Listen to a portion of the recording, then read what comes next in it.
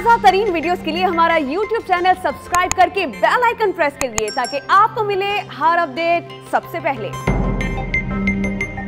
अभी आपको बताएं, सिंध हाई कोर्ट ने टिकटॉक पर पाबंदी के खिलाफ PTA की दरखास्त पर फैसला सुनाते हुए पाबंदी का फैसला वापस ले लिया है। इसी पर बात करेंगे डॉन न्यूज के नुमाइंदे शफी बलोच से। शफी, बताइएगा आपके पास क्या अपडेट्स हैं?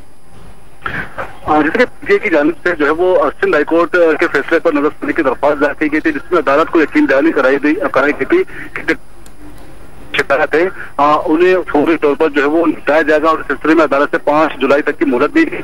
अदालत ने PTA जो है वो दरख्वास्त मंजूर की और टिकटॉक पर जो है वो हुक्म इम्तना वापस लेने का हुक्म देते हुए इंतजार 5 जुलाई तक जो है तमाम दरख्वास्त निपटाने का हुक्म दे दिया और आइंदा समाप्त में रिपोर्ट जो है वो तलब कर ली है। जी, बहुत शुक्रिया शफी।